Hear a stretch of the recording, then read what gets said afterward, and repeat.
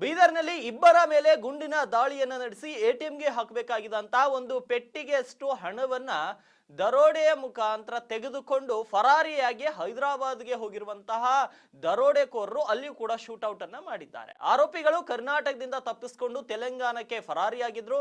ತೆಲಂಗಾಣದ ರಾಜಧಾನಿ ಹೈದರಾಬಾದ್ನ ಅಫ್ಜಲ್ಗಂಜ್ನಲ್ಲಿ ಒಂದು ಖಾಸಗಿ ಟ್ರಾವೆಲ್ ಕಚೇರಿಗೆ ನುಗ್ಗಿ ಅಲ್ಲಿಯೂ ಕೂಡ ಮ್ಯಾನೇಜರ್ ಮೇಲೆ ಗುಂಡಿನ ದಾಳಿಯನ್ನ ನಡೆಸಿದ್ದಾರೆ.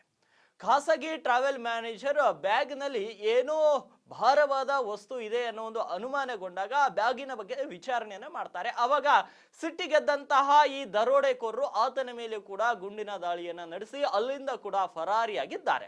ಮಾಹಿತಿಗಳ ಪ್ರಕಾರ ಇವರು ಛತ್ತೀಸ್ಗಢದ ರಾಯ್ಪುರಿಗೆ ಹೋಗಬಹುದಾಗಿತ್ತು ಅನ್ನೋ ಒಂದು ಬಗ್ಗೆ ಮಾಹಿತಿ ತಿಳಿದು ಬರ್ತಾ ಇದೆ.